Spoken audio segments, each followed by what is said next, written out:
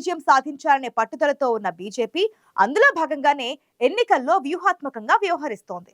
ముఖ్యంగా ఈసారి ఎన్నికల్లో ఎక్కువగా దక్షిణాదిపై ఫోకస్ పెట్టారు కమలనాథులు.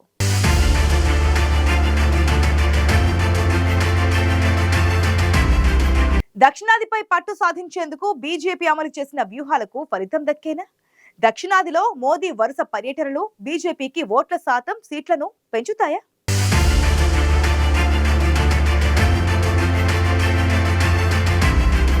కేంద్రంలో వరుసగా 2 పర్యాయాలు అధికారంలోకి వచ్చిన బీజేపీ ముచ్చటగా మూడోసారి విజయం కోసం ఉవ్విళ్లూరుతోంది. ఎన్డీఏ కూటమిని మరింతగా విస్తరించింది. ఈసారి సార్వత్రిక ఎన్నికల్లో బీజేపీ సారథ్యంలో ఎన్డీఏ కూటమిలోని పార్టీల సంఖ్య చాలా వరకు పెరిగింది. బీజేపీ అంటే కేవలం ఉత్తరాది రాష్ట్రాల్లో మాత్రమే రాణించే పార్టీ అని భావించేవారు. కానీ ఇప్పుడు పరిస్థితులు మారుతున్నాయి. బీజేపీ దక్షిణాదిలో కూడా క్రమంగా బలం పెంచుకుంటోంది.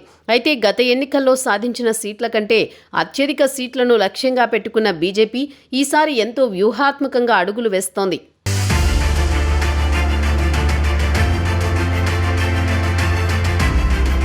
2024 సార్వత్రిక ఎన్నికల్లో బీజేపీ సొంతంగా 370 సీట్లను, ఎన్డీఏ కూటమి 400కు పైగా సీట్లను లక్ష్యంగా గెలుపొందాలని గత కొన్ని నెలల నుంచి పలు వ్యూహాలను అమలు చేస్తూ వస్తోంది.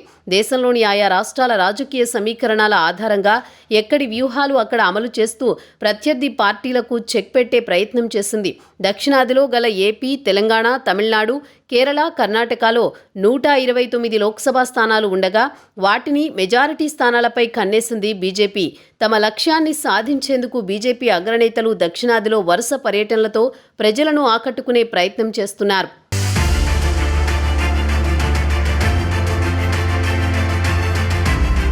బీజేపీ ఎన్నికల ప్రచారంలో ప్రధాని మోదీదే కీలక పాత్ర. ఉత్తరాదితో పోలిస్తే దక్షిణాదిలో బీజేపీ బలహీనంగా ఉండడంతో దక్షిణాదిలో మోదీ వరుస పర్యటనలు బీజేపీ శ్రేణుల్లో ఉత్సాహం పెంచుతోంది.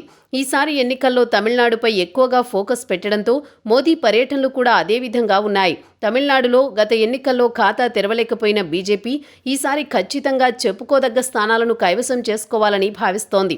ఒకవేళ అది సాధ్యం కాకపోతే ఓటు శాతాన్ని పెంచుకోవాలని భావిస్తోంది. 2014 మే 26 నుంచి 2024 ఏప్రిల్ 17 వరకు ఏపీ, తెలంగాణ, కర్ణాటక, కేరళ, తమిళనాడులో మోదీ 146 సార్లు పర్యటించారు. మోదీ 2 పర్యాయాల పదవీకాలంలో దక్షిణాది రాష్ట్రాల్లో చేసిన పర్యటనలే చెబుతున్నాయి బీజేపీ బలపడేందుకు ఎంతగా ప్రయత్నించిందో.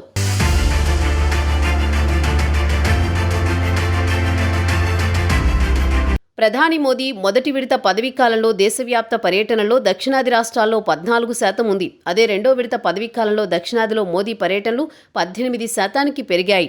2022లో 13 సార్లు, 2023లో 23 సార్లు, 2024లో ఇప్పటి వరకు 25 సార్లు పైగా పర్యటించారు మోదీ ఈ పర్యటనల వెనుక లక్ష్యం దక్షిణాదిలో ఓట్లు, సీట్లు మాత్రమే కాదు, బీజేపీని పటిష్టంగా మార్చడం కూడా ఉంది. బీజేపీకి కేవలం ఉత్తరాదిలోనే కాదు దక్షిణాదిలో కూడా పట్టు ఉందని నిరూపించేందుకు కమలనాథులు తీవ్రంగా శ్రమిస్తున్నారు.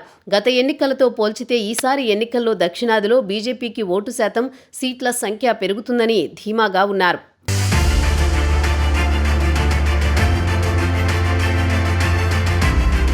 రెండు 2019 లోక్సభ ఎన్నికల్లో ఏపీ, తమిళనాడు, కేరళ రాష్ట్రాల్లో బీజేపీ ఒక్క సీటు కూడా గెలవలేదు.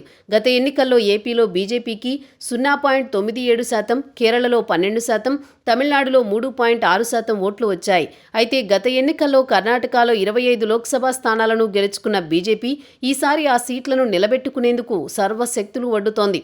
2019లో తెలంగాణలో 4 సీట్లు గెలుచుకున్న బీజేపీ ఈసారి 10కి తక్కువ కాకుండా సీట్లు సాధించాలని పట్టుదలగా ఉంది. ఏపీలో కూటమిగా ఎన్నికల్లోకి వెళుతున్న బీజేపీ 6 సీట్లలో పోటీ చేస్తుంది. ఏపీలో మోదీ వరుస పర్యటనలు చేయడం కూటమికి కలిసి వచ్చే అంశమే.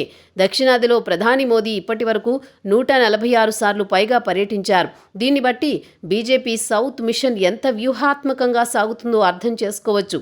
మరి దక్షిణాదిలో పాగా వేయాలని ఎంతగానో శ్రమిస్తున్న బీజేపీ ఈసారి ఎన్నికల్లో ఏ మేరకు సత్తా చాటుతుందనేది ఆసక్తికరంగా మారింది.